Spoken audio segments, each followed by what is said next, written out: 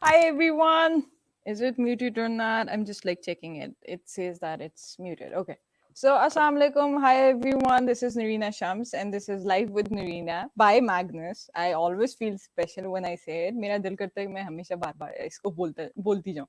So as per the last episodes I have always talked about कैसे हम इतने ज़्यादा athletes को ला रहे हैं आपके सामने just because we thought that this space is missing. So today, the guest that I have, I would say she's not only an athlete but someone who has done a lot for women rights in whatever she does. सारे लोग आते हैं women empowerment की बात करते हैं लेकिन कोई बहुत कम हमें ऐसे मिलते हैं जो एक्चुअली इन चीज़ों के लिए काम करते हैं मेरी आज की गेस्ट 4 में पैदा हुई she then went to the US और उसके बाद जो उन्होंने किया वो शायद वो खुद ज़्यादा अच्छा बता सकती है क्योंकि अगर मैं सिर्फ ये बोलूं कि वो एक वेट लिफ्टर है ओलंपिक वेट लिफ्टर है और पाकिस्तान की तरफ से एक औरत वेट लिफ्टर हमने आज तक कभी देखी नहीं वो सबसे पहले थी एंड आई वुड से कि सिर्फ ये बोलना भी बहुत बड़ी बात है कि वो एक ओलंपिक वेट लिफ्टर है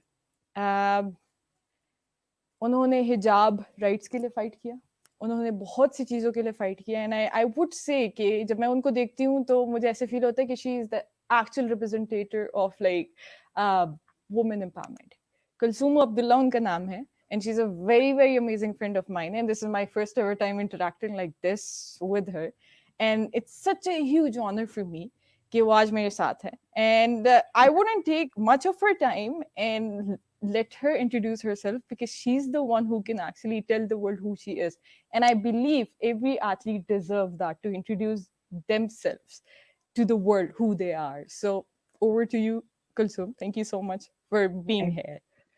Sure. Thank you for having me. It was very nice of you to say all of those things.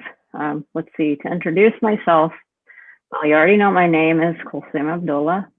So I am living in the USA, and yes, my parents are from Khyber Pakhtunkhwa.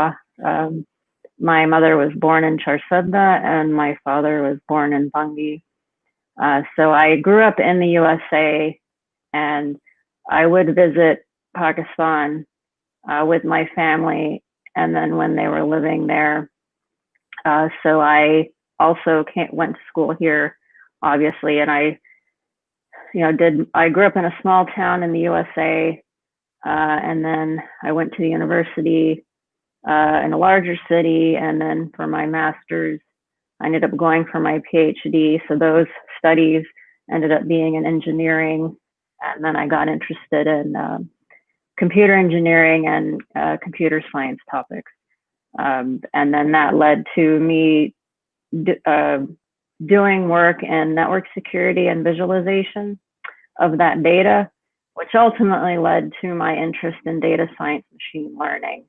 Unfortunately, that's what I'm working on. I'm working at now. It's my paying job. As far as weightlifting, which is what most people know me for, my athletics actually ended up starting in graduate school, where I took taekwondo and I got my black belt, and I had started strength training during that time. And when I graduated with my PhD, I discovered what was Olympic weightlifting, and I started doing that for my exercise. And the short story from there, which we can go into details later, is that I was encouraged to compete, though I was just doing it recreationally. And then by starting to compete, I had qualified for, at that time, the USA National Weightlifting Competition. And that's when the controversy of my clothing or my competition clothing came up. And that was in 2011 when I was in the news. And that's how I became famous.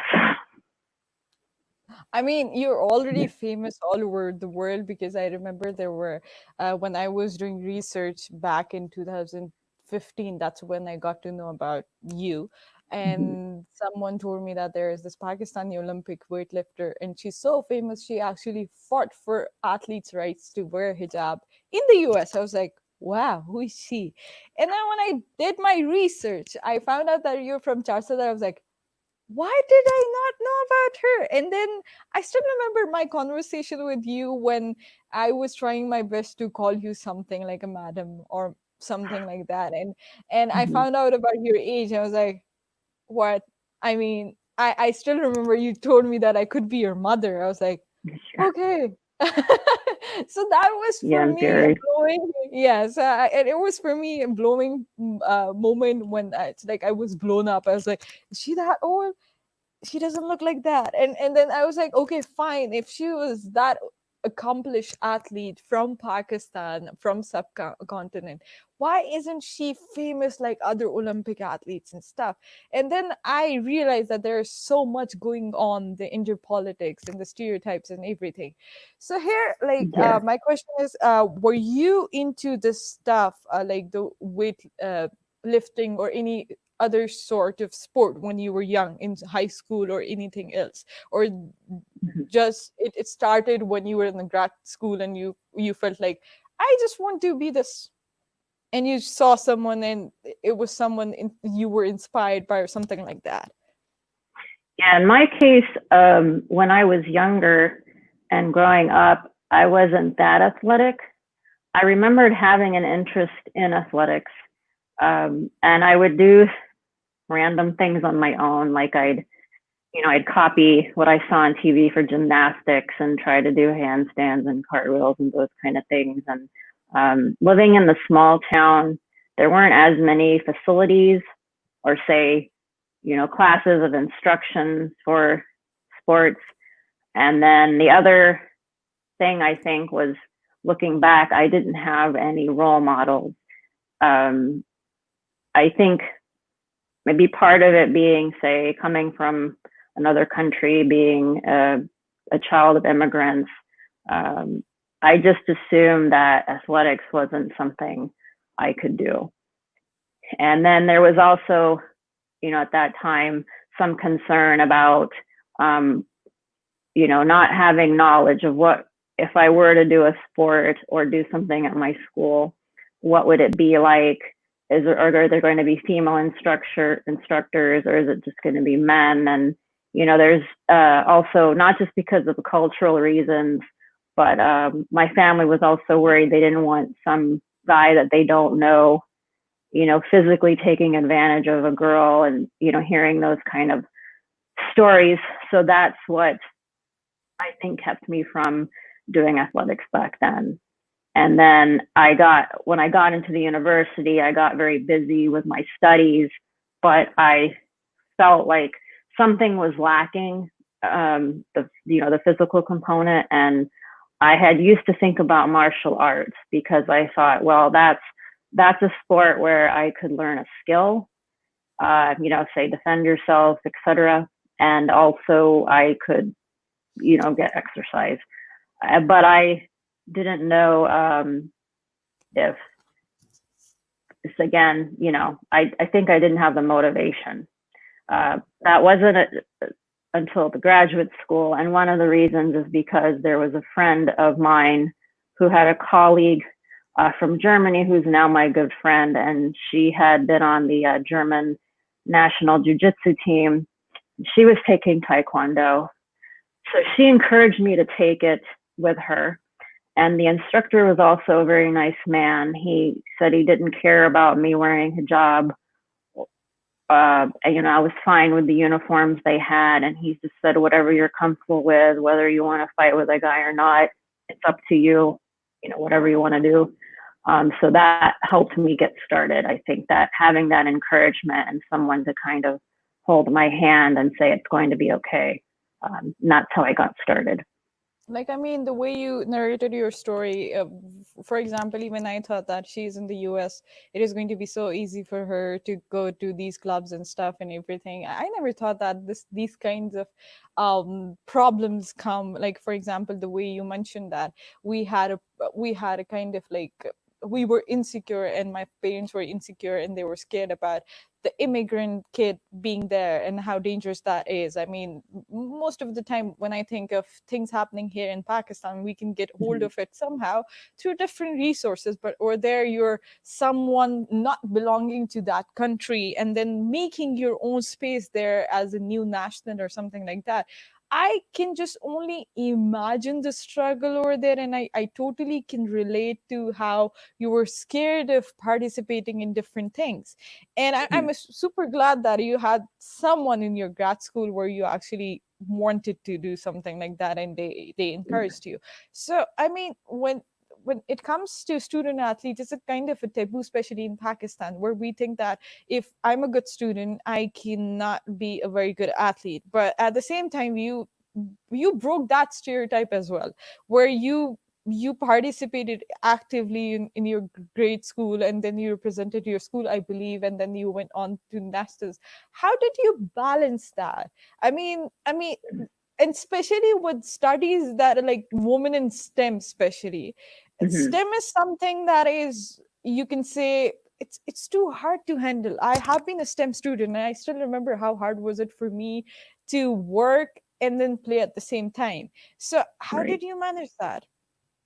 Well, I admit it is going to be challenging, but the thing is, whether you say you're in school or you're working or there's something going on in your life that takes a lot of time, the thing about the athletics and exercise, whether you're going to be doing it competitively or not, is that it's going to help you with other aspects of your life. Like, it's going to help you have better sleep. It's going to help you have better focus. Your health is going to improve, mentally and physically. So by being able to sacrifice that time and energy for the athletics or for the exercise or sport, it's going to help you in the long run. And so I think that's what motivated me, especially in grad school, which was, it took so much time. And there were many days where I thought, why am I going to this Taekwondo class? I could just be sleeping or, doing something else. But I thought, no, I got to go because I need to have this break. I need to get my mind off these studies or whatever is going on, and it helped me relieve my stress. So that's what got me to do it. But yeah, it could sacrifice other things, like maybe some things like watching TV. I barely watched TV for fun at that time. Or maybe you're not going to be going out every day or every night with friends, but for me it was worth that sacrifice to be able to take care of my health and to be able to finish my studies. Yeah, so I mean, this is truly incredible and inspiring for me, because I'm a student and I really want to pursue my career in squash and everything. So for me, the balance part is so hard in finding the middle ground. But right now, it's like I remember there was this one picture of yours that went viral when you were wearing hijab, and then it was quite viral in Pakistan. There were people, I mean, girls like us were even taunted for this reason, that look, she's doing in hijab, why can't you do it? I mean, there is no offense to that, I can do it in hijab as well, but that, like, there comes a choice where I want to do it in shorts or maybe in tracksuit like that, and I don't want to wear hijab. So I mean, what was your response to see how you were celebrated so much in Pakistan? Well, I think everywhere I was surprised because, one, let's say first when my news started in the USA, I was surprised at first about that because, as you know, then and now there's a lot of, unfortunately, Islamophobia, and I thought that majority of the news either wouldn't pick up my story or they would be negative about it or not support me.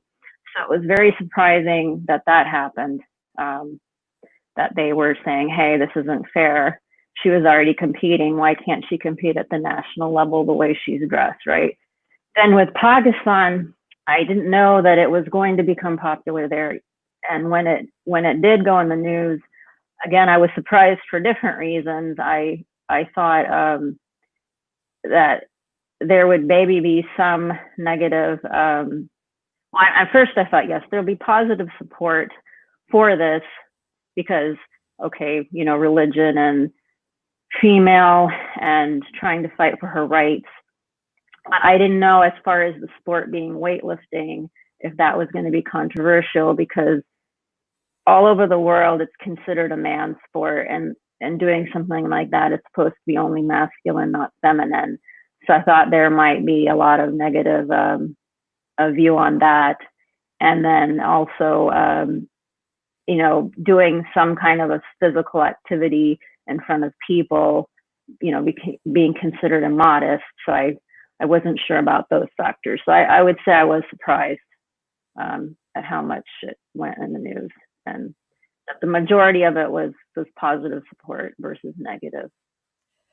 The question here is like how you were the first ever. I believe that you were the first ever who actually rose. Talked about the problem of hijab wearing. Then came, I guess, Bilkis, and then came Ibtihaj, and all of these girls. They all are incredible as you are. So I mean, I've seen them going right ahead and taken by the media in the way you mentioned that. I mean, in the US. Uh, how did you feel about that? I mean, since you all were from the same cause, you were fighting for the same cause. I'm not saying this thing, were you jealous of them for being more famous or something, but I strongly believe you were one of them who actually deserve to be as famous as them. How do you feel about that? Well, I think one thing is because I'm assuming that because let's say with Ibtihaj, right? Because she was already fencing and she was on the USA national team and was going to the Olympics to represent the USA, that she would be more famous in the USA, as opposed to, say, me, because I didn't go to represent the USA in the Olympics. I represented Pakistan at the World Weightlifting Championships, so that was more going to be more popular to know about in Pakistan versus, say, you know, the USA. And and I think for Bilkis too, because she had a problem with the whole National Basketball Association of being able to be able to compete, and she wasn't successful like me, that she had this ongoing, unfortunately, struggle. And so I'm just guessing in my case, because it was successful very quickly, that time frame of, say, fame was a little bit shorter. I mean, this is, I would not say this thing that if she's representing the US and she's famous there and that's a good thing, I would say you're famous in Pakistan. That's so amazing. I mean, you're even nominated for so many awards that we're not. So it's like. Oh, really? I don't even know about them. I guess because if you remember, you sent me a link where you were nominated. How you were nominated for this amazing award. I was like, wow, okay, fine. So she's nominated for that, not us. But then it's like you're someone who really deserves it. So are you still competing? I mean, for everyone who is watching this, I just want to say this thing. She is 44, and if you think a woman cannot lift at this age, you should compete with Kulsoom, because she's going to beat you anyways. But but like, I mean, it's again a taboo, and for so many people that have at the age of 40 or beyond, you're still competing. I mean, how do you do that? I'm 22 and I still have struggled to find motivation to wake up in the morning and say I'm going to go and do my training. I mean, how do you do that? That's incredible. Thank you. Well, to answer your question about the competing, actually, I kind of am. I took a little break, and then I did one competition some years ago, and then unfortunately I fractured my foot when I was it wasn't because of weightlifting. I think everyone thinks I'm going to get injured with weightlifting, but I was walking down steps at my workplace, and they were slippery. So when I fractured my foot, I took about 8 months off Then after that, I started to weightlift again. And I actually did one competition earlier this year just to see how it goes, see how I feel, and it was fine. And so I thought, well, for myself personally, I think I'll do another competition again. Now with the COVID situation and the quarantine, I've been lifting in my garage now instead of a gym. But I'll see later on. Again, if I do it, it's just going to be for myself because I want to improve my technique. I want to fix my mental and physical aspects because I think that I have a lot more potential for what I know I can do. As far as the motivation, I think it's because I just really like weightlifting and I've liked it for a very long time. And it's my exercise. If I don't do it for a while, I feel like something's missing. It helps me physically and mentally. And I notice when I don't do it, it's going to affect my sleep. I'm not going to sleep as well or feel as good as I do when I weightlift. So that's what makes me go. Because I admit there are days where I think, why am I going to my garage? Why am I doing this? What am I doing with my life? Why am I lifting this stuff? But then I have to remind myself that you're going to feel better and you want to be, when you do something consistently, you're going to improve, and get better and it helps your life. And I mean, it's very fascinating to know that you have your weightlifting set up literally in your garage. I mean, it's like, wow, you have it at home. So, I mean, how many nationals that you have competed in? I mean, thinking of how many times you have fought for wearing hijab and doing everything apart from that, how many is like the nationals that you have competed in, and which one was the most memorable, something that made you very happy? And I mean, just one question, that it's not about winning or losing or something, but which one actually made you the happiest? I think I'll say there's two of them. So one would be the very first national weightlifting competition I went to. I really wasn't ready for it at all because the ruling had changed, and I just had 2 weeks to get ready for it to go. So it was a very rushed kind of situation. But the reason that I say that is because all the stress and all of the things that are happening leading up to that moment, and finally when I just went, and all the dirty looks I got, all of that kind of thing, when I got into the platform and I did my first lift, it was just a sense of relief that, okay, great, this has finally happened. I did it. It's going to be in the news, it's going to be documented, and hopefully things improve going forward. I think that's what made me relieved and happy about that one. The second one I'd say was the international competition I went to, because I got to meet a lot of people from different countries there, and they were very, nice and supportive and encouraging. And so I really appreciated that, to know that the majority of the people really wanted to have, women to participate, and they didn't care about my clothing or what I would look like. So that was nice too. Listening to all this is like reminding me of everything that I have done and stuff. It's like we caring about what people think about our clothing. You in the US thinking about what people is going to think about your headgear, and then we thinking about what people are going to think in Pakistan or anywhere else about our shorts and stuff and everything. I mean, people do not realize this, that what we go through mentally, but still there is a lot that they put on us, like girls cannot compete, girls cannot do this and stuff like that. I mean, just imagine, be in our position someday and actually think of these things every day, that what people are going to comment on our headgear, or what is someone going to say about my shorts, and just forgetting this fact that we do so well. someday, I mean, I'm literally waiting for that day when people are going to say, oh wow, your shot, that shot was so amazing. I mean, how did you hit it? And people like you, I would say, the generation before me, they have paved this I would say this way for us, or this place for us, or made this platform for us. And I mean, thank you so much for whatever you do. um here are some difficulties that we face in Pakistan as well for how girls compete and stuff, and there is less payment, and there is less you can say participation in events and Mhm. everything. What exactly were the problems, like similar problems that you actually faced in the US or anywhere else in the world?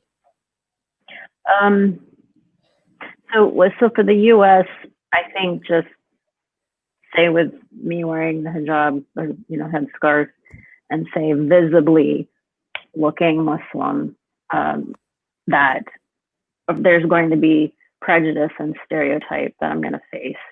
And that was something that I was adapting to. And I think I got desensitized to it. But at the same time, it's still an awareness and something I try to protect myself about. So, what I usually do, like say with when I was choosing to do weightlifting, is I try to find a place that feels safe, where the people are going to be okay with me, because I don't want to deal with that kind of negativity. So that's one thing that I try to do, because if nobody cares what I'm wearing or what I look like, and they treat me like a normal person, then that's going to be a more of a thriving environment for me. Um, so if that answers some of your question. And as far as what people think, I think that's always going to be in our subconscious, but just trying to get to that state of catching yourself uh, when a thought comes up and you realize, oh, this thought is coming up because I'm worried about what someone's going to think. And then trying to pay attention to that and say, guess what? Just fine. I feel this way, but forget about it. And just to think about your own happiness, not think about what people think. If you're not hurting someone, then really who cares, you Yeah. know? So there are some questions that I'm going to take, but I mean, I don't know, I just want to talk to you so much as if like we're just chatting and stuff and everything. So here's a question Nader Salim actually asked: do you think being a Muslim or wearing a hijab takes the real focus away from your performance as an athlete, as people Mhm. tend to focus on only the aspect rather than performance itself? That's what we discussed right now. So, I Mhm. mean, yeah, like, I mean, focusing on gear, which we believe that I have never seen someone talking about Ronaldo or Messi saying that, oh, wow, nice shirt. He's playing in a very good shirt Right. and stuff. They focus on their skill. As compared to them, we actually face that. So how do you feel about it? I still think this is unfortunately the case. I when I hear that, when I see the news and see how people report, they're usually saying, okay, first hijabi this or hijab that or Muslim woman, whatever. And I think that it's still the case that these are firsts and things are being pioneered. So everyone's focusing on those aspects, and that does take away from the actual athletic ability. In my case, if somebody doesn't know me, they're usually just saying, oh, look, weightlifting hijab. But if someone knows me and they know about my competitions and performances and whatnot, then they'll usually tend to talk to me about my technique or how I'm doing and my lifts and strength, focusing on those things, which I prefer to discuss than just, oh, look, you're wearing a hijab. Aren't you hot? Like, duh, what are you asking me? Like, aren't you hot too? It's hot in the city. I'm moving and burning energy. So yeah. Yeah, I mean, it's very unfortunate how people just like move away from this concept of where we are Mm-hmm. showing our abilities, but and it's at the same time they're just focusing on what we wear, how we look, how tan we Right. are, how white we are, and stuff like that. So we have another question. It says, also, okay, so it's a mid part of the question because before that, I have asked you of what achievement that you're proud of. You can answer it again. So they're asking what performance or achievement you're most proud of. Also, what are some taboos you would like to clear when it comes to women weightlifting? Okay, so I answered the first part, but for say the taboos, well, a really big thing it seems to be is that if you lift a weight, that you're going to get these big muscles, and if you get these big muscles, that it should only be a man, or your ovaries are going to fall out, or something's Wow. going to happen to you. That's still sometimes that comes up, and there's a lot of idiots out there. And the thing is, these aren't true. Obviously, it takes a lot of work to get muscles. I wish it were that easy that you just lift up a few pounds and your muscles are going to pop out. That's not how it works. It takes a lot of time, dedication, and work, and they're not just going to magically happen. And usually for women, it's not as easy because we don't have as much testosterone as men do. But we still have a lot of strength and endurance. And the thing is, like, we have the same muscles as a man does, and what gives them the right to be able to use them, and we can't use them. And there's medical science and studies shown that it's actually very helpful for women and men to do weight-bearing exercises for your bone strength, for your health. And as you get older, you're going to start to lose your muscles if you don't do something about it. And I'd rather, lift weights and be able to be healthy and take care of myself than worry that some guy thinks that I look like a man. I really could care less. Those are my thoughts. I mean, I'm going to share your pictures after this and even the video of yours because as far as I have seen you doing it, I have always thought of how tiny she is and she still does it. I mean, I have gone to gym, I have lifted, and I have done it without weights, and it was, oh my God. For me, it was very hard. And I was like, I'm new to this, but I'm going to do it. We have another question by Essen. He's one of the squash player of Pakistan, one of the top squash player. He says, what do you do to calm your butterflies while competing? What do you mean by butterflies, Essen? Like I mean, nervousness. maybe. Yeah, that's what Okay. he meant. So I'll say that, I guess with competing, there's always going to be some adrenaline, which is good. You want to be able to channel that for your performance, for it to not make you say nervous or not do well in your performance. Usually just relaxing for a bit, maybe sometimes listening to a little bit of music, eating something that I like, definitely breathing. And then same thing with the warm-ups. I talk to my coach and my friends. And then when I actually go out on the platform, I do some breathing, like deep breathing, and then I go for the lift. And I also think that when the more that you do it, the more you realize what you need to do for yourself and you get less nervous. Okay. Now, this is my personal question. When are you coming to Pakistan apart from just for the weddings? So we can see you I hope competing. so. I was thinking, because weddings are too hectic and crazy, and I think they take up time. But I don't know when now, because I know there's this COVID situation. If there wasn't the COVID situation, I was thinking ideally it'd be nice to go at a time where I could meet people and it wouldn't be so difficult. Say the weather was somewhat pleasant, if that's a helpful factor, because I like to go to some of the different cities as well to meet people. And the other thing I've always wanted to do in addition to that was to go to some of the very northern mountain areas. So I guess I'll see. Now with COVID, I don't know how the situation is, but I hope right after it gets better, I'd like to. You should come, and I would love to see you competing here because that is going to be such a sight for people to see that. Okay, fine, we have women like that. We have this question from Messon again. If you're actually following the ketogenic diet, so he just wants to know a little about that from you. If you're actually following that. I mean, I don't follow that diet, so I can't answer that. Personally, no, I don't follow this ketogenic diet. I do have carbs for sure, especially the days I'm training. I have protein, carbs, and fat, everything. I just try to pick things that are healthy if I can.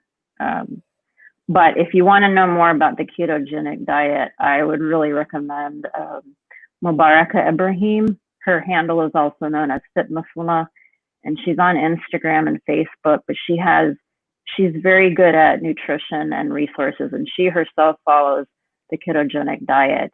And so I highly recommend her. Okay, yeah, so I'm going to follow her as well. One of the question that I want to ask, like, since to me, I believe that you're one of the most educated athlete in the world. I mean, how does that feel? It's like someone with a PhD. I mean, that's Oh such a yeah, big thing. I would guess I forget I about would that. want Yeah. to be, yeah, I would want to be called that. Okay, so I'm a weightlifter, but at the same time, I have a PhD in electrical engineering and computer engineering. How amazing is that? I mean, I still don't believe that you're not on the Times cover. You should be, because you deserve to be. That's such an incredible achievement. So, how about, like, I mean, how did you go for that? And does anyone actually mention that? Because most of the time we consider, I wouldn't say that I consider, but most of the media people think that athletes come from, like, I mean, athletes are dumb or something like that, as Right. clear as I can talk about it. How does it feel to be a PhD holder? Of course, it feels very amazing, but at the same time you just like give a shut up call to everyone that I am amazing here and I'm amazing here too. So Yeah, and I not guess. only, and I just saying that not only from any either other university, from Georgia Tech. I mean, one of the world's best engineering university. It's Thank you. incredible. Yeah. Yeah, I don't. I guess So I was an engineer or studying before the weightlifting, and I think just yeah, I guess I've always just been a very STEM type of studious. I like to learn and read sort of person. So I just think that motivation just kept me going with that. And I think I never really noticed these things like how you say it, if that makes sense. Like I guess because I'm used to this the way I am. And then with my weightlifting, I think the same thing. I like it and it helps me. So I just do it consistently. And it's interesting because sometimes I do feel like I'm in different worlds, or there's different aspects of my identity that don't seem to go together. Like one, I'm Muslim. I decide to wear a headscarf, my clothing is. There's one perception of that and identity people have of me. And then with the weightlifting, and then the academics and the work, I almost feel like when I meet people in these different worlds, um, it's kind of interesting that it's different. But what's good now that I've been noticing is that, especially for say women, not just for women, but that this idea of having to fit a certain identity or a mold, that it doesn't matter. You should just do what's good for you and what's happy for you. And if no one else has done it before, that's okay. And I guess I was fortunate that I was motivated to do these things, even though I didn't have any, say, the role models or an example to show me this is how you do it. I mean, you're the role model. You're literally breaking all the stereotypes. You're a woman in STEM, you're a Muslim woman leading from the front. You are Olympic weightlifter and you make it so easy. I mean, it looks as if you're like, okay, fine, I just want you to do it, and it happened. I want to be that easy too. It feels like that. I mean, it's like I have a PhD degree and I'm an Olympic weightlifter, and at the same time I'm doing activism and stuff. How incredible that is. I mean, I was so inspired, and I'm so happy that I'm hosting this with you. And I hope all these girls who are watching it, I mean, I'm going to share it everywhere. Every girl has to watch this interview to see that women like you can do so much. And it's incredible. So now I'm going to start with something fun, which I told you about, that we're going to go for something fun. Mm-hmm. So I'm going to start with the rapid fire round. I'm going to ask question, and then you can just like rapidly say it, and I believe you're going to do it so well, knowing that you're just doing so well in everything. So it's favorite dish. Oh, that's a tough one. Well, I really like meat and protein. Okay, so we have Yeah. to keep it rapid. We have to so favorite hobby. I know Okay. what I Besides weightlifting, well, I like reading. Let's say I like to read or listen to Okay, so audiobooks. and then what's your favorite book? Wow, that's tough. See, it's hard because for me to answer because I like so many books for different reasons. Be rapid. You really Yeah, that's the problem, I guess, with the whole piece. So here, just to let you know, my personality is I am a thinker and a researcher, and making decisions, I'm thoughtful about it. So the rapid thing I'll try, but let's see. Okay, so favorite book. Picking one book, gosh. Just one, whatever comes to your All right, mind. I'll say the Quran because that's easy. Oh, okay, Yeah. okay. So okay, and this one is very easy. Who is the current Prime Minister of Pakistan? Well, I believe that's Imran Khan. Yeah, it's Imran Khan. Yeah, just kidding. Yeah. He's going to kill himself if he listens to that. Do you think he'll really watch this? That'd be interesting. Maybe. I mean, if I just like put it there on internet, I was like, all right, let me know if he does. That'll, yeah. Yeah. Okay, so first female Prime Minister of Muslim world, of course. I don't. I know the one that I know. I don't know if I'm correct that she's the first, but Benazir Bhutto. Yeah, it's Benazir Bhutto. Yeah. It's Benazir And actually, her first name is my middle name. Okay, so Kulsoom Unknown Benazir Bhutto. Okay. Abdullah, yeah. Yeah. So the continent where humans don't live. That's very easy. It is. I believe that is Antarctica because it's cold. So peaceful. I still believe it's so. First word that comes to your mind when I say this word. Cricket. Well, because I just heard Imran Khan's name, I guess that came to my head. Yeah. So weightlifting. Because we're talking about me, it was me, I guess. Yeah. Happiness. Happiness. First word that comes to your mind, nothing else. Word.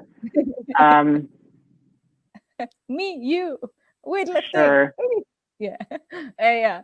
Okay. I'll say everyone because I hope everyone. Yeah. So passion. Passion. Doing my best, whatever it is. Yeah. It's a life.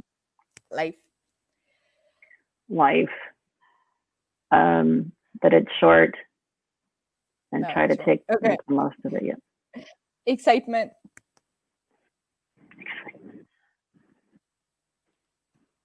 The first word. You don't have to how about learning something? Yeah. Okay. Pakistan. Visiting. I talked about it. I think lots of potential. Yeah. Yeah. Okay. Computer. You're something. Yeah. Science was the first word that came to my head. Okay. And the word empathy, what it brings to your mind? The first thing. I think everyone should learn to be empathetic. Okay. Or just everybody. We're going to go to my very favorite part, which I told you about. Guess who am I? I mean, athletes. So I'm going to tell you some facts about some athletes, and whoever is watching it, they can actually comment that. And I mean, you don't have to see it from there, no cheating. But I'm going to test how much you know about women's sports. So the fact about I play tennis, and I'm a woman, and I'm UN Women's South Asian Goodwill Ambassador. I married someone from your native country. Oh, Sana Mirza. Yeah, Sani, I've No, never said okay. that one. I Yeah, didn't know the last part, but yeah. yeah. Okay. I Sunny, yeah. put yeah, I put that there just for the hint. I was like, okay, see, she married a Pakistani, so that's why. Okay, Okay. so I play for Orlando Pride of the National Women's Soccer League. I have an Olympic gold from 2012 London. I have a gold from the World Cup 2019. I was on the Times 100 list. Oh, That's I'm how. not sure their names. Is it Mia Hamm? Uh, well, she's the captain, by the way, of the soccer Okay. team of the US. Meg Yeah, R. you're there. Okay. You're there. You're there. Got her last name. Rapinto. Okay, so it's Alex Morgan. Yeah, Oh, so Alex Morgan. Got it. Okay. She's famous too, yes. yeah, she's famous too. I Yeah. was expecting you're like, I know this. Okay, so I know, it's fine. yeah. It happens. Yeah. So another is I am from your native country. I'm a female cricketer. I have stayed the captain of the team. I have an Asian gold medal. I have been world's #1 baller for 2019 and 2018. Oh She's my very, goodness. very famous. So I have her picture in my head and the And articles. I blanked. See, that's okay. Another thing to learn about me. I'm terrible with the names. Like I can remember all these other details, like what you look like and what you're wearing, but it takes me a few times to get the name. I admit I completely blanked out her name. I have to write it down. it starts from S. It starts from S. Oh, okay, cricket player. And I have her picture in my head. Am I allowed to use Google? And she looks very, very, I mean, she looks very familiar, famous, and cool and everything, but you don't remember her name. So her name is Yes. Sanamir. Oh gosh, yes. Okay, now I have it visualized. Yes, in my head. Okay, so this one is a weightlifter. Okay, so I hope so you remember her name because you're going to fail the test then. Okay. I have an Olympic gold from 2004 and 2008. I have world title from 1999. I have Asian gold from 2006. Asian. I belong to China. I know who you're talking about, but I forgot her name again. That's probably failed. Yeah. Yeah. So it's like Shane. It's very hard for me to even pronounce her name, but it's Shane Yen something. For me, it was so hard to pronounce. I can check the pronunciation. Yeah. So it's well, forget about the pronunciation. Okay. We just know the name. So it was very incredible to have you, and I'm very thankful to Magnus for actually introducing this kind of platform for people like me and you where we can talk. Magnus is doing a lot, and personally I'm not doing this the endorsement thing where I'm going to say something good about them. Honestly, I'm very, very thankful to them for actually providing this kind of platform for me, and they're supporting so many athletes in Pakistan and abroad as well. And I strongly believe that if you come to Pakistan, they can even hold an event for you. Ashraf was great. the one. Yes, Ashraf Karim was the one who actually asked you the question about the taboos and everything. He's the one who runs it, and honestly and personally, I'm very, very thankful to him for whatever he do for Pakistan sports.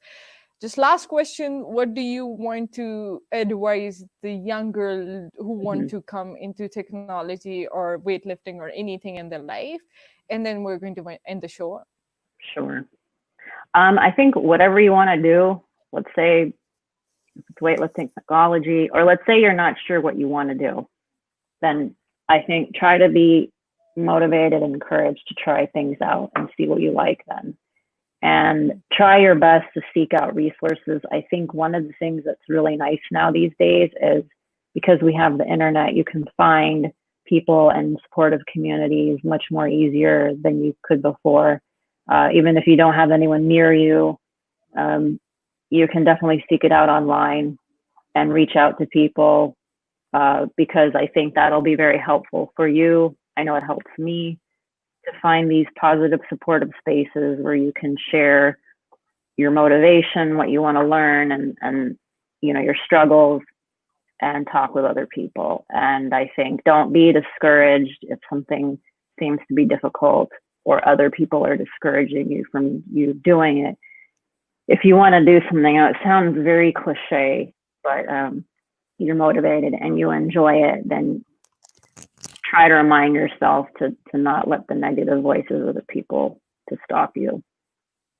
So it's like, just do it. Do it wherever you are. Just do and try it. not to Even think if about you're... it. Like me, I tend to think about stuff, and I realize, you know what? Just go do it. Just do Think it. about it later Yes. sometimes, yeah. Thank you so much, Kulsoom, for giving me your time. I know you actually took out time, and we have been planning about it from very long. And I'm truly inspired, and whoever watched it, I believe that they've been inspired as well. And Great. you're amazing, and I believe you. I mean, I would just wish that you keep on doing what you are doing, just because it is, as I mentioned before, that it's paving a road for all of us. You're just like incredible. That's all I'm going to say. Thank you so much once again. And thank you everyone for watching this episode. Let's make it successful for women in sport, because we have a lot of potential, even if they're in the US or anywhere in the world, if they're even in Antarctica. I just love that continent now. There's no one go there. visit also. Yeah. So no opinions of people over there. But yeah, thank you so much for everyone. I mean, to everyone for joining and making it a success. I hope we keep on doing what we are doing and keep calling you for such kind of shows. Thank you so much once again. Sure. No, thanks for having me, and hope everyone stays safe. And one day I will be really able to visit. Inshallah. Thank you.